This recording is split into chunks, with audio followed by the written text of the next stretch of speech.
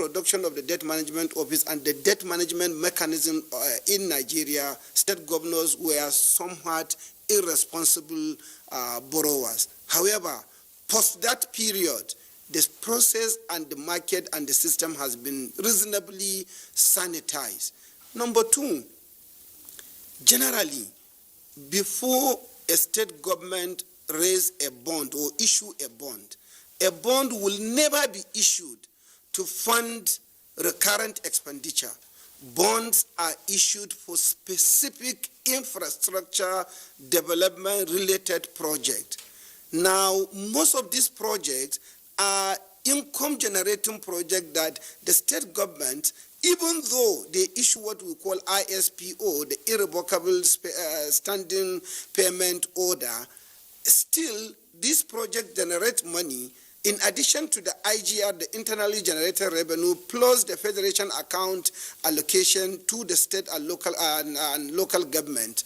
Again, with the income generated by the project, these funds are then be able to pay back the bond as and when it matures, and then service the the semi-annual interest payment. So you will agree with me that as at today, yes, there are quite a number of states that are technically insolvent. They are not able to meet their even recurrent expenditure without allocation from the center. If you listen to the chairman of the Governors Forum, Dr. Kayode Fayemi, he did say, should the state just exist to pay salaries? Wouldn't there be avenues to give back the dividend of democracy? Now, I again reiterate my earlier point. Should we allow state to just go to China or World Bank to borrow money when, in essence, what you are looking for in Sokoto is in your Sokoto? We have funds lying near idle, and we will say because somebody is a bit paranoid, somebody is not so somehow as much educated or enlightened in the realm of the borrowing and the conditionalities associated with those borrowings, we say the state should not be allowed to borrow. I think it will not be proper. I believe sincerely that there are conditions, there are restrictions as espoused by Barrister Kolawole, where he quoted quite a number of the relevant sections of the Pension Act. I think those inhibitions will protect irresponsible borrowing, and I don't see any state issuing an ISPO against a bond that, say, a PFA will invest in and then the state will refuse to pay. Even when the state refuses to pay, the center, the accountant general of the federation, will automatically allow such debit to go into the state's account and the monies will be refunded. So no PFA, no pensioner will lose his or her money arising from a PFA investing in a state government bond. Mr. Shaibu, I kind of take that with a pinch of salt because in most cases now in Nigeria, most people who retire don't go home smiling with their money. It takes quite a long time to access this money. And if state governments really wanted to borrow from such funds, why has it taken them so long to key into the pension fund from their states? Understand the point. You have to segregate the issues. Contribution as distinct from borrowing or issuing bonds for people to borrow. I did give an analogy that the fact that I don't have money or I am not a bank depositor, will that prevent me from borrowing from a bank? I will approach a bank today. If I decide to go to Zenith Bank, I may not even be a customer of Zenith Bank. I can approach Zenith Bank and say, I have this project. Now, if Zenith Bank sees that project to be good enough, Zenith Bank will give me the money. They will not ask me, oh, you are not my customer, oh, you have not deposited money, therefore I can't borrow you money. Zenith Bank will listen to me and they will borrow me money if they believe in my project. Number two, the point you are making that some people are retiring without smiling home. Ask yourself, did their employer participated in the contributory pension scheme that we have? Or did even the employee agrees to participate. We are aware of quite a number of employees that decided not to participate. I know of a friend who worked with a company in UK, and he refused to participate in the contributory pension, and at the retirement, he couldn't smile home with anything. I was in the service of a company. I retired, and as at the time of my exit, my pension fund administrator asked me, how much do you want?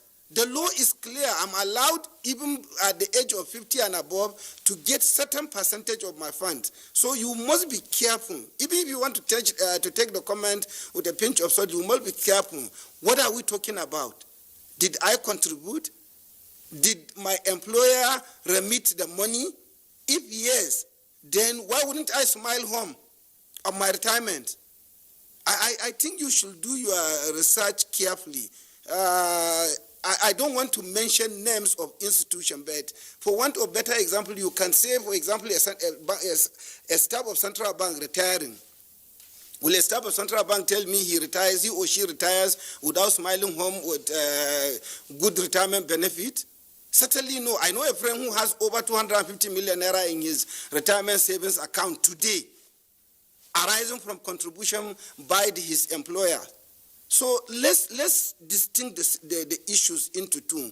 We are discussing how do we allow state governors to fund infrastructure. And I made a statement. This country requires close to about $3 trillion to be able to develop. Now, who will give us $3 trillion? Obviously, no one will give us. So if we have some savings, and within the same economy, we have the surplus end, and there is a deficit end. So the deficit end that has good project, why wouldn't the surplus end fund the deficit end? Please, gentlemen and ladies, let's look at this issue with some level of nationalism and with some level of knowledge of investment and when to invest and to turn resources into something. All right, Shuaibu Idris, thank you very much there for your explanation, but I think that as you probably would get to learn, there are still gaps to explain. I'll bring in the other guests, but first, we're talking about infrastructure deficit. Then the question to ask will be, what kind of infrastructure do we actually have in mind? Or what kind of infrastructure are the state governments presenting on the basis of which they are either issuing bonds or debentures or otherwise? Second point, you've used the bankers analogy and the contribution. You said that you don't have to be a depositor in a bank before you approach the bank for a facility. But of course, from your experience, you do know that if you are approaching a bank for a facility, that project or that facility must be for a bankable project. In other words, the facility must, once utilized, be able to repay itself, and the bank, of course, also has its interest. And more essentially, there is the issue of securitization, which is where you come up with collateral. So what is the collateral that the state governments have, except to say that they are mini sovereigns and therefore you can always have recourse to whatever funds they have with the federation account or whatever funds that may accrue to them by way of IGR and so on and so forth. As I said, you've made very valid points, but we'll still need to explain some of these issues for the benefit of our viewers. A while ago, Oluwadare Kolawole popped up again on our screen. We understand we've lost him, but let's return to Ivor Tako. Ivor Tako, of course, a former board member of the National Pension Commission, is listening to the explanations and the comments by the other guests. Ivor, I would like you to respond to the issues on the table. Thank you very much. Let me first say that the pension fund which we are discussing now, let's look back. In 2003, there was actually nothing like pension fund.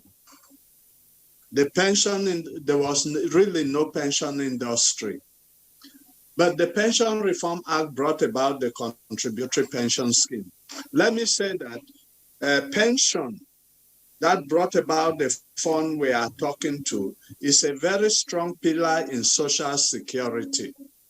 Social security is to protect peoples especially workers who are members of those schemes. Pension fund is not only an economic fund, it has a social connotation. By the social connotation, I mean that the funds are first and foremost put together in order to take away workers from destitution in their retirement. And the law makes it specifically that employers, employees are to contribute to the fund. Investment is a third leg to that.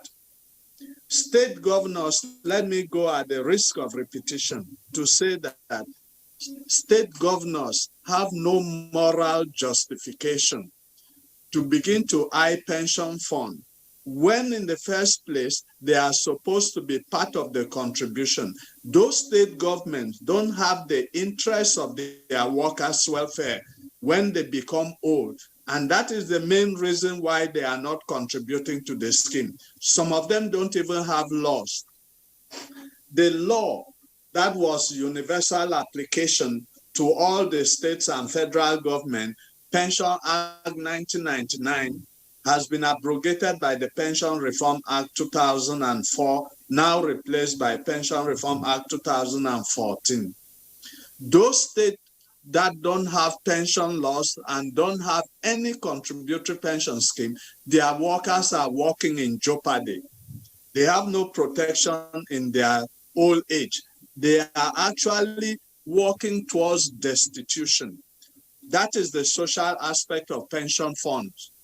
Now, it is still, and I repeat, immoral for any of such states to look at them. But then I want to say with all sense of responsibility that as a worker, I take serious exception from some of the words used by Mr. Shuaibu. He said, workers who are kicking against the use of borrowing, let me use that word, borrowing of pension funds, are paranoid. I think I take exception to that word. And he said, people who are uneducated. I don't think that is the point. The point remains that those workers own the money. Even an uneducated person has a right to say, this is what I want my money to do for me. So to use those very strong words of paranoid and uneducated, no, it is not. It's a bit very strong and unacceptable to us as workers and to us as retirees who own those funds. Having said that, I want to say that pension funds are not for borrowing. The statement had been made very clearly. I don't want to go into that. People who go to the banks to borrow money, they do feasibility studies of what they want to do with the money they are borrowing. The bank sees it and then look at it. Is this a viable project that we can put this money in? If it is not, they won't grant the loan.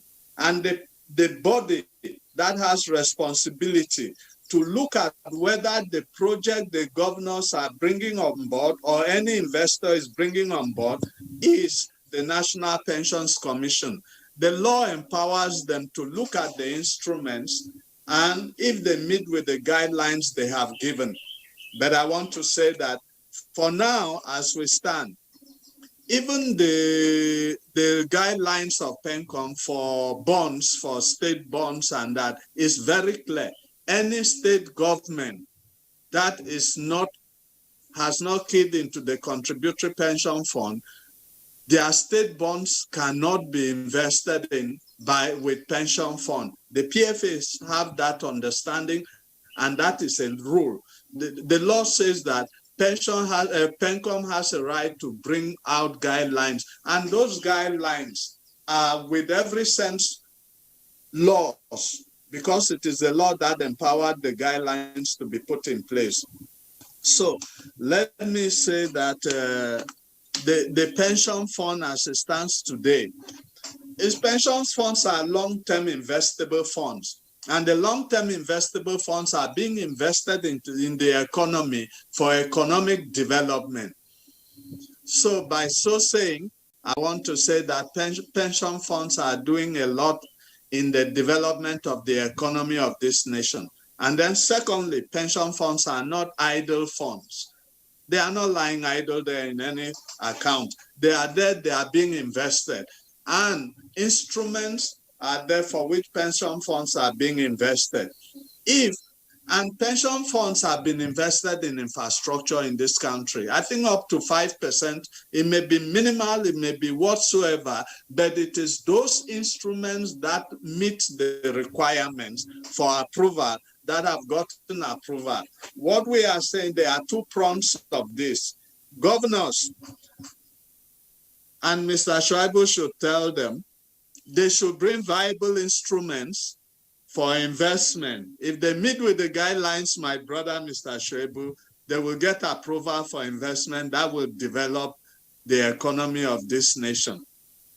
Secondly, pension funds, like I said, has a social connotation.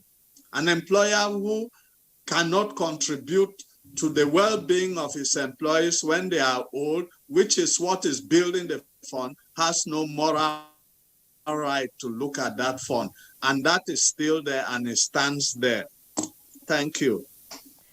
Mr. Barrister Ivor Tako, you've really broken down, the topic so that anybody who is not a financial illiterate will understand what you're trying to say. Well, back here to the studio, Tanimu Ahmed, the Nigerian Union of Pensioners is kicking, seriously kicking against borrowing from the pension fund, and they have, categorically said state governments should not tamper with the money. What does the law say? As the other guests have stated clearly, the law itself, section 86 down to 89, is very clear. Pension funds are not, we don't want to go into semantics of borrowing investment. It's not like a bank you just walk up to, you bring a proposal, you are financed at an interest rate. No, it's an investment. It means the project is identifiable, it's verifiable, there's a time frame, and when those monies are deployed, it will be used for the purpose that it is meant for. You and I are complaining about the infrastructural deficit across board. We don't have good roads, we don't have good medical, we don't have hospitals, water. So the government needs funds to do those projects. The funds are not idle per se, but in the real sense, they've not been optimized, they've not been deployed where they can now get return on investment. For those that are kicking against it, their concerns are genuine. It's about the trust deficit between the citizenry and the government. Any policy the government wants to roll out, the citizens are naturally apprehensive because of the history of abuse by those in government that are supposed to marshal out this program. So the program itself will not have issues, but it's about the way and manner. If you look at, a lot of people do have genuine concern where they retire and they could not access their money, but it's not it's not based on the fact that the monies have been invested, they are not being repaid. No, most of the times you look at it, there are administrative bottlenecks, documentation. Those are the concerns. Not that the monies will just, because the projects will be verified. So it means at every point in time, you know what the money were used for, and at any point in time, most of those investments are income generating. It might not be direct. If you have good roads, for example, it means you are opening up the state. You are creating business activities. It means business people will pay tax, and from those tax, the government, the state government will get more in terms of personal income tax, where you pay salaries and the rest. So now you are now creating, it has a ripple effect. If you insist that you want to keep the money, you don't want the money to be invested, at the end, the monies will be eroded because of inflation. You have so many other considerations, but if you invest it wisely, and that is why the Act itself made mention of the kind of investment, mentioning the federal government, mentioning the state, and mentioning A-list companies. If you look at, the federal government will not allow any states, yes, they have that control, to just take monies and refuse to pay back. Already we've stated it, about 27 states are not that viable to assess So any state that want to... That's a reality check, isn't it? It is a reality check in the sense that when states have so much that they've borrowed from commercial banks and they were not paying as at when due, the federal government had to intervene by giving those commercial banks bonds and now take over those loans so that to free up the tightening effect of those loans over the years. But you see, we need to look at what led to the fact that state government borrowed so much even from commercial banks that have the wherewithal to challenge them and they were unable to pay. So these are the concerns that will be looked into before allowing anything. So the pensioners should not be apprehensive. They should not. That fear is natural, but there are remedies for the risk mitigants are there, and the administrators will naturally ensure that nobody is cheated, nobody is denied this. Why are you sounding optimistic about this? You say that there are hedges, of course, against misuse of pension funds, but we have seen countries that have run into pension crisis. Sure. So, if you have a systemic crisis in the pension funds management system, in the pension management ecosystem, what happens? I mean, you're sounding, they are there. No, the fact they will is that guarantee that. They will guarantee that. And that's one leg of it. The other leg, before we go on this short break, when Shuaibu Idris was speaking, I did ask the question. We keep talking about infrastructure deficit, and I asked, look, what kind of infrastructure are we looking at? With the greatest respect to you, Tanimo, is it not probably just too linear to say, oh, they want to build roads. So if you now build the roads, you open up economic activities. And persons who have now become economic agents will earn revenue. When they earn revenue, they will pay taxes. And when you pay taxes, the government will now have more money. And it will be going on and on. I don't know. I'm not in the loop of these attempts to issue bonds or to get the funds managed by the PFAs. On Good Morning Nigeria and indeed at other fora, you hear people discussing specific issues to say, look, in terms of agriculture, this is what we need in the value chain. I haven't seen that. I mean, I don't know, maybe you have seen. No, is there infrastructure? They say, hang on a second, you say infrastructure now, and you will hear about post-harvest losses arising from poor infrastructure connecting the farm to the market through the rural areas. It is only Federal Ministry of Agri that has a rural development component to it. Is this funds they want to borrow? Is it to open up the rural areas and then be sure that they can take their produce from the farm to the fork in the center so that the post-harvest losses are minimized? Is it to establish cottage industries for value addition? We just sometimes hear infrastructure. Well, we're going to have to take a short break now, gentlemen.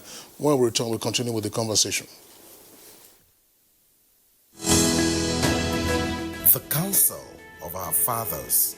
I believe we have fought one civil war too many in this country.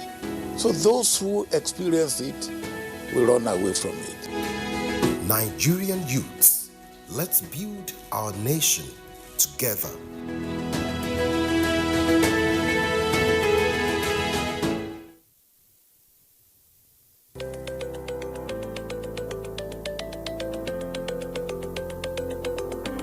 My name is Nando Jamda. Muhammad. Stevita. Hussein Musa. Rodina Joel Finji. Said Musa. John. I'm a carpenter. I've been doing this for more than 8 years now. Ina sai da plantain. Na kai kimamin shekara uku. I've been selling my tomatoes for about 10 years now, and I do it for a better Nigeria. Ina wannan sana'ar lemu ne domin Najeriya ta ci gaba. Ina sa domin Najeriya ta kyau. And you can see how we are doing our small little work to make Nigeria great. As you can see, I'm a technician and I'm doing it to help myself and to help my generation. Ina zaune ne a Plateau na business. Kuma ina yin wannan domin ci gaban ƙasar Najeriya. For a better Nigeria. This message is from the National Orientation Agency. Una don't hear say them they rape about 35% of them girl picking, and even them women safe. Some of them they even die in the process. Emotional trauma uncle, they make some of them be like say they not dead this what again. They don't go, but they still they live like ghosts. Some of them shame don't kuku make them go kill themselves. It no good, oh. This no be our culture. It no fit be the African way. Why we can't allow this kind of thing join body with us so that it loud where. If you know the fear law where man put, you know the fear Baba go there. You self, you where they cover mouth when you see mini one they happen. You know what here when the Oyibo talk say problem where they bring come out. They solve and sharply. Remember, person wey feel rape, if it's a key person, oh, if it be you, if it be your pikin, if it be person them where you love well. So make we learn to carry women then, like diamond where we be. No grief for rape, oh.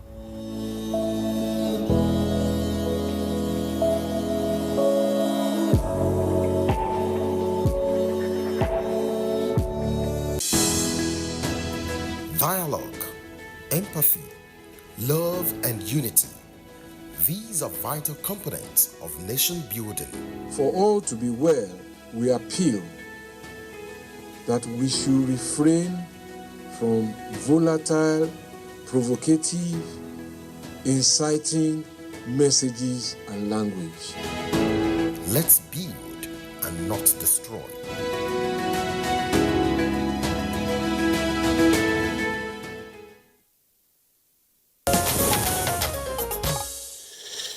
All right, still good morning, Nigeria, and we're having a very interesting conversation. We have a number of tweets that have come in from our viewers. Juma and I will go through those tweets and then return to our guests. Leo Fadaka. The welfare of pensioners is sacrosanct and must not be compromised in any guise, even in a recession. Let state governors cut the cost of governance and look elsewhere for loans if necessary. Tampering with pension funds is counterproductive in the Nigerian system. And Abdul Mimino Aminu A tweets, most state governments are not contributing to the PFA, so why do they want to reap where they did not sow?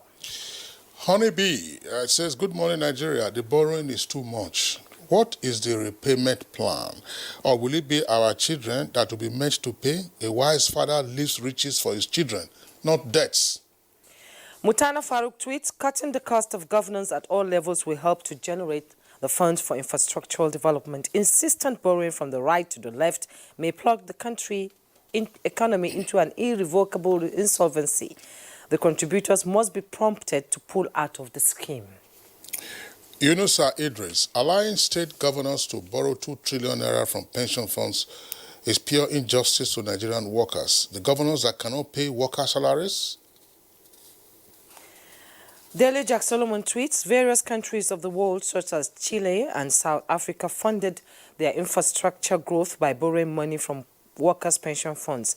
They are able to do that with honesty, accountability, and surveillance in focus.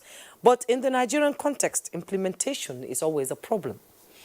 Usman Banu Kantu, now this seems a good business for the pension managers and governors, whereas detrimental to the pensioners. This implies that pensioners have to wait longer than expected to get their pension paid, because repayment could be a big challenge which would throw pensioners into untold hardship. And Chris Simon tweets, state governments are collecting monthly allocations, security votes, taxes, revenues, and other benefits from the federal. What are states doing with this money? Pension funds should be made to serve the purpose of what it is meant to be. Festus Akimboyewa, the alternative is for government to increase taxes, which will not be popular and can be terrible for our economy. Government should instead borrow from financial institutions like insurance companies and banks, including the CBN. And Law Alpha C is saying states should have the strategy to think out of the box to increase their internal revenue in order to meet up with expenditure framework, which is increasing by the day, and forget about borrowing from pension because most of them will not pay back.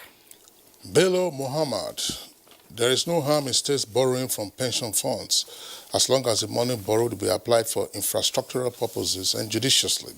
Proper evaluation of infrastructural projects must be enforced to avoid mismanagement. Well, again, the question of infrastructure, there's some vague reference to infrastructure. Well, Shuaibu Idris, I want to return to you. Of course, there have been a number of counter-punches from the other guests with regard to your position, just to indicate that you are often one of our very polite guests, as our guests usually are, so you didn't mean any insult to them. But, of course, you have the opportunity of responding. But let me ask this question. once again, when we say infrastructure, what kind of infrastructure are we talking about? I gave the example before we went on that short break on agriculture, for instance, how to minimize post-harvest losses, if that is a target, how to add value to agricultural produce, that's another one. I think Tanimu was mentioning water project, but that's a tricky one, because have we got right the economics of water? How much revenue can state governments collect from water distribution? Because one of the major challenges we face with urban water supply in Nigeria today has to do with reticulation by state governments. The federal government already provides bulk water without the kind of borrowing that we are seeing now.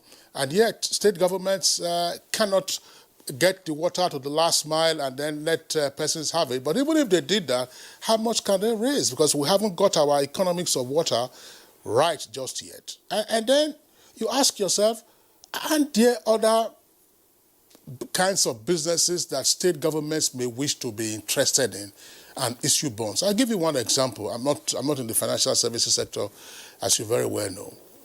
Look, refined petroleum products in country is a huge challenge for us. Everyone is saying, oh, when Dangote refinery is built, is constructed and up and running, we'll have some mitigation in that respect. All 4 refineries owned otherwise by the NNPC at the moment are in a state of coma. What is the challenge with pension funds being invested, for instance, in refineries, whether in modular refineries established by state governments for which bonds are issued or otherwise, rather than just talking about infrastructure? Shuaibu.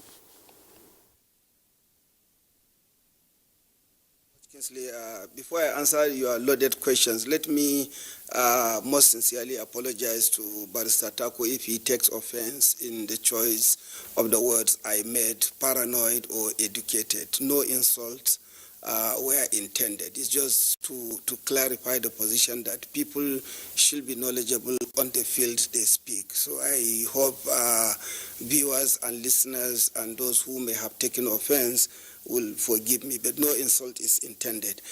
You've asked quite a number of questions. One, you did ask, concluding my earlier presentation, what is the security by the state government? The security for any borrowing from state government is usually an ISPO, that is irrevocable standing payment instruction or order.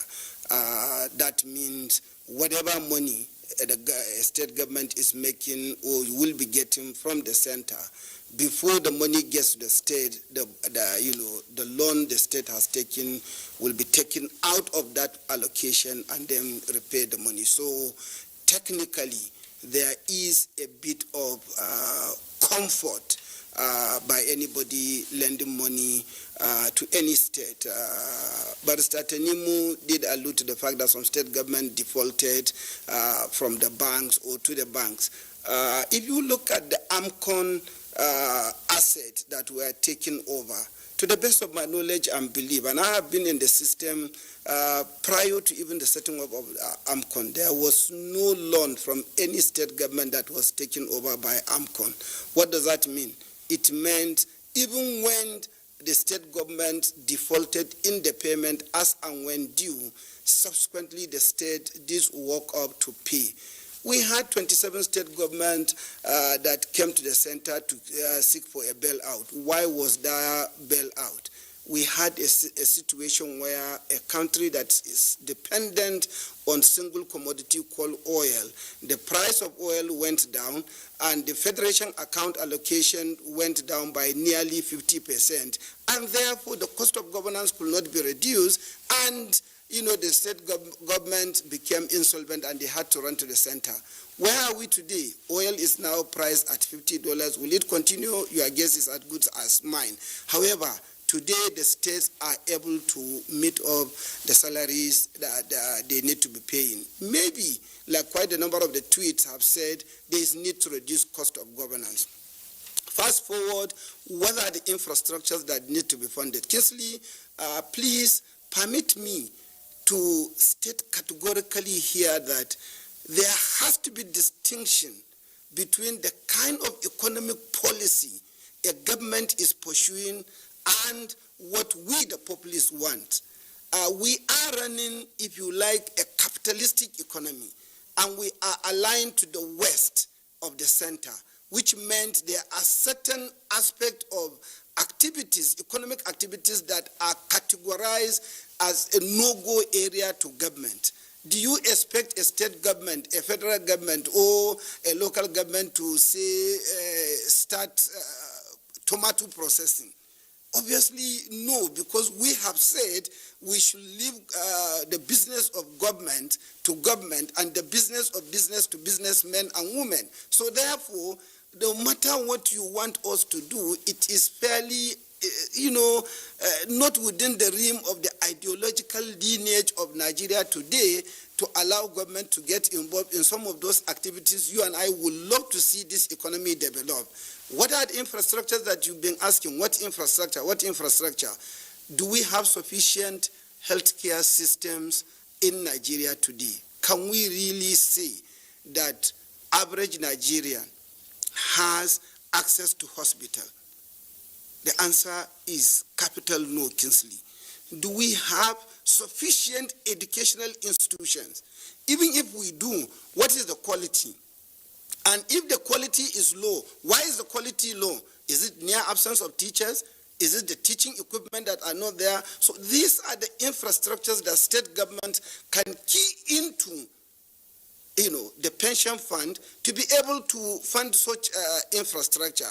The businesses you mentioned, for example, refinery, unfortunately, even if you want to do a modular refinery or a full-blown refinery, the Pension Act does not allow, the pension fund administrators to invest money in such kind of businesses except infrastructure. Kingsley, until just about 2-3 years ago, we never had an infrastructure fund in Nigeria.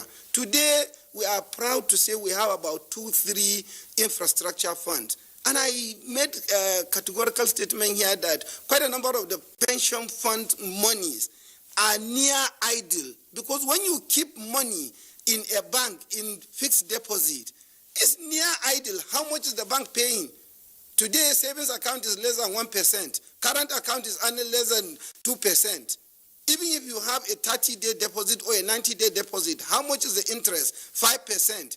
When you can invest such monies in infrastructural development and earn a return of near 15 or even higher percent, there is a fund I'm associated with. The fund is returning averagely 23% annual returns. And indeed, there are quite a number of PFAs that put money there. Now, when you have funds that is generating 23%, Mr. Tako's analogy of the social or safety net of the of contributory pension is then going to, then I can retire happily. Then the social aspect of it will then be met. If I contribute money and the money is going to be held by the PFA, and then it will sit down, the PFA will sit down on the money without investing it to be able to generate sufficient return, so that I can retire happily. Where and how will I retire happily? Do I want at the end of my 30 years of career to just collect the money I deposited in the, in the PFA? When the PFA needs to meet its own expenses, it has salaries to pay, it has rental income to rent to pay, it has electricity or utility bills to pay. So how much will I gain at the end of it? All I'm saying is, yes, there are issues. Yes, there may be challenges. But my knowledge of the system as at today, the Debt Management Office is apt and fencing up irresponsible borrowing by state.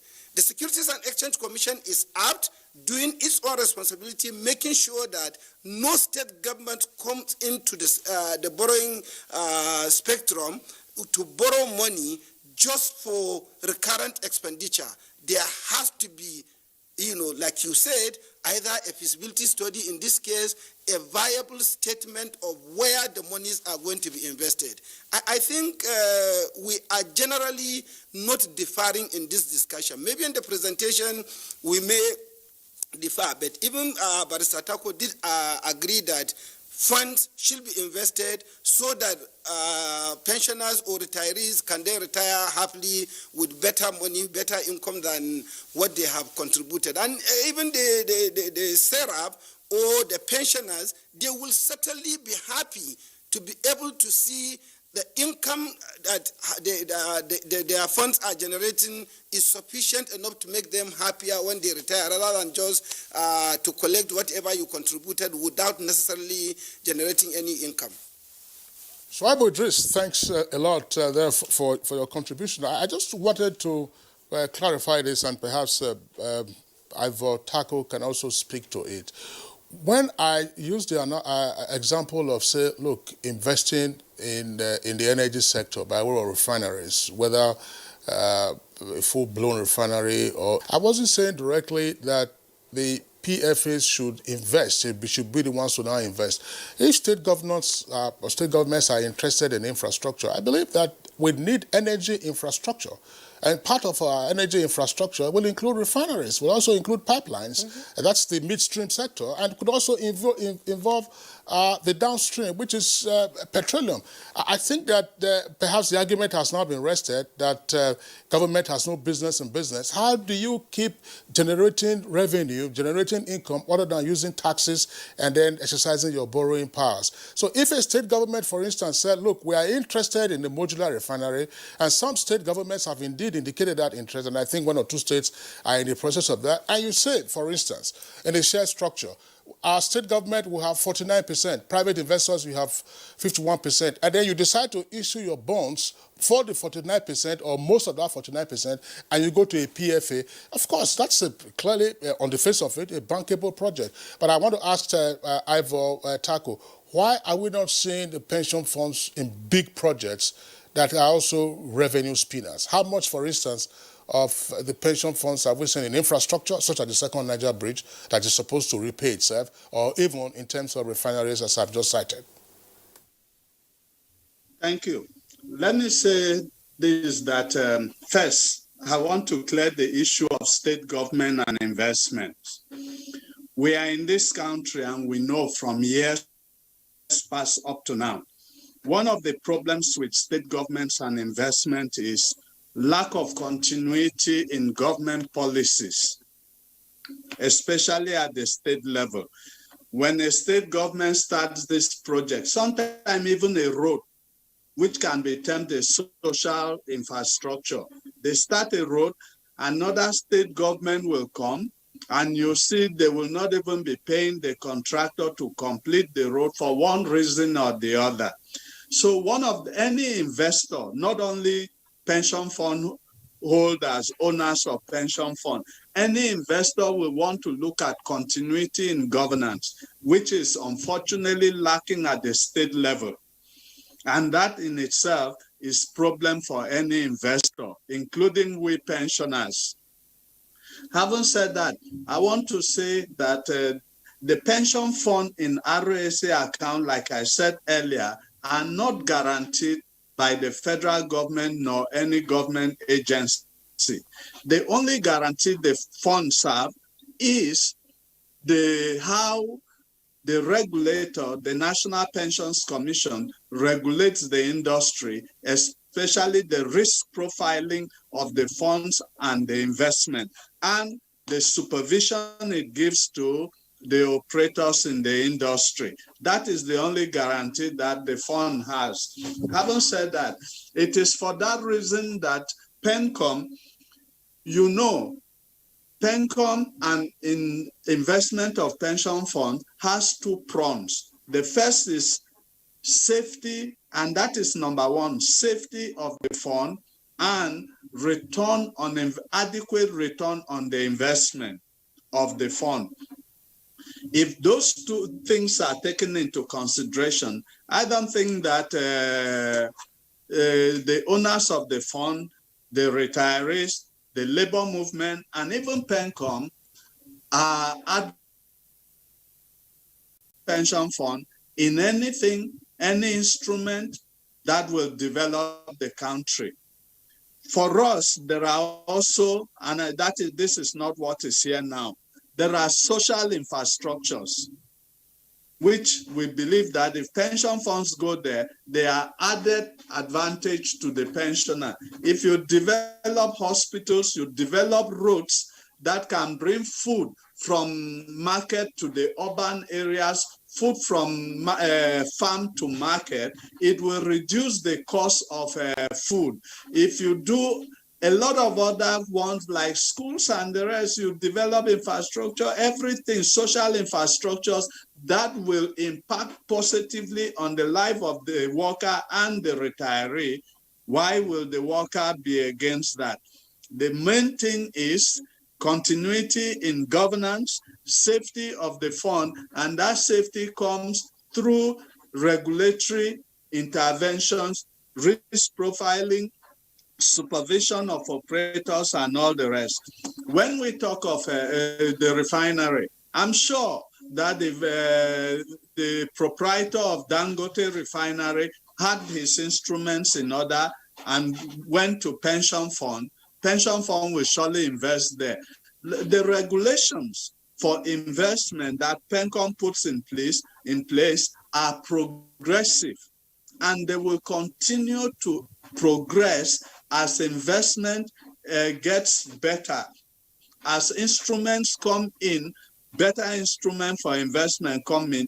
Pension regulations are not static on investment. Well, Barrister Ivo Tako, thank you so much for that reality check. Former National Treasurer of the Nigerian Labour Congress and former board member, National Pension Commission, as well as a consultant on pension matters. We thank you so much for your time and contribution on Good Morning Nigeria today. And we also like to thank Kolawole Oluwadare, who we sort of lost via Zoom. He's the Deputy Director, Socio-Economic Rights and Accountability Project, SERAP. And Shaibu Idris, a financial analyst. It's always a pleasure to have your input. And Ahmad Abubakar Tenimu, Esquire, a former banker, now human rights activist and private legal practitioner. Thank you so much for your contribution on the topic today. Well, that's Good Morning Nigeria. Join us again tomorrow for another edition. I am Jumma Yusuf. Remember, stay safe and be well. Corona is back. I'm Kingsley Osadolo.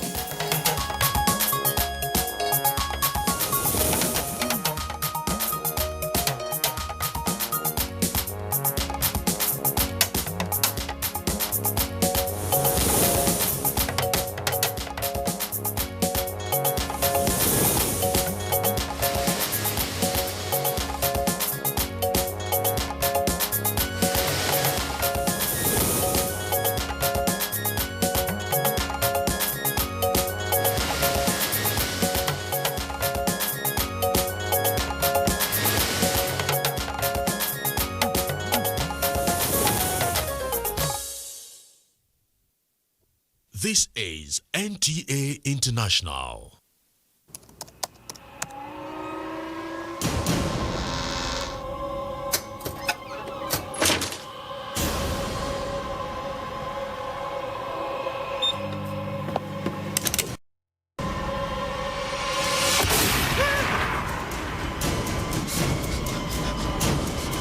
Experience unlimited super-fast internet access from Intel 4G. Intel. Live more. I am a Nigerian. I am one in 5 Africans. I am a Nobel Prize winner, a soccer champion, a giant of literature, a musical icon. My roots lie in the dusty Sahel of the north, in the rich rainforests of the east, in the savanna plains of the west.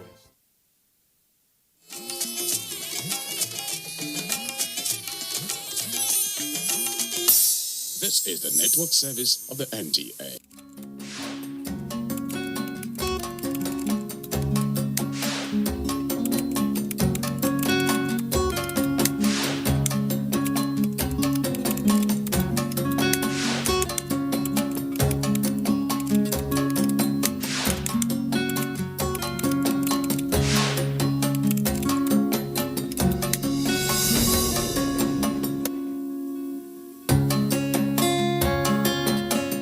Wise ones have said that man proposes, but God disposes.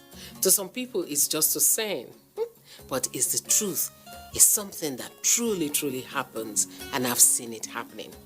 Welcome. This is Thoughts for the Week with me, Cordelia Ogbe. Now let's start off by, answering some of these questions. Do you have parents who maybe now have retired, have gone back to the village, maybe they're somewhere close to you, or your in-laws? You have? Now the next question is, how often do you reach out to them? How often do you care for them? Question. Think about that. There are people who believe that they do not owe their parents anything at all. That after all, did I beg you to call me from heaven? I was staying on my own JJ when you gave birth to me. Sending them to school, doing this and that, is something you ought to have done for them because you fathered them or mothered them, so they have come to believe, so they have come to say. But our elders, are they very happy with this? Not so. Let me share a story with you that our elders shared with us. The story of the woodpecker. The woodpecker is a bird that digs very well into wood and all that. It digs very well. At a point, the old mother had wanted to see him. Oh, I'll see her later, I'll see her later, I'll see her later. She kept saying that, procrastinating.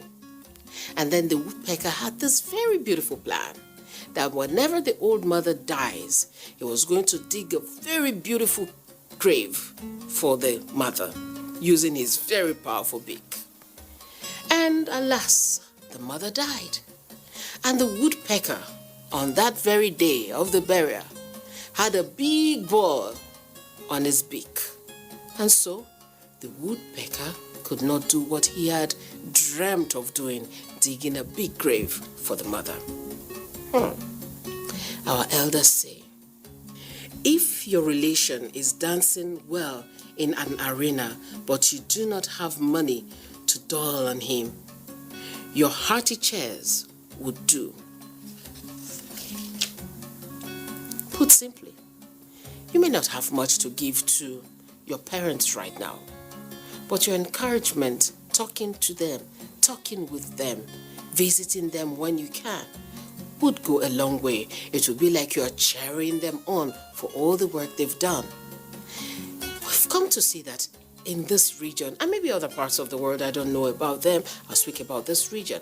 You'll find that when somebody dies, an old man, woman dies, you find everybody rallying around, the children trying to raise money to do what?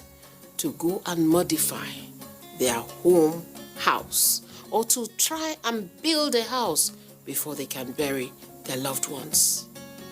That can be very painful, especially when, maybe when they were alive, you didn't do anything at all for them.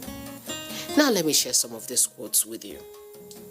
To care for those who once cared for you is one of the highest honors. Parents, they didn't leave you when you were young, so don't leave them when they are old.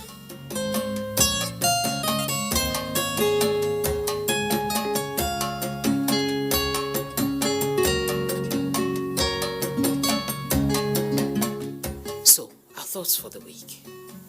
Are you one of those who believe that your parents, you do not owe them anything when they become old and all retired because they did what they had to do for you because they gave birth to you and so on? Till I come your way again, do think about these things and remember that what goes around comes around. My name is Cordelia Ogbe. Take care.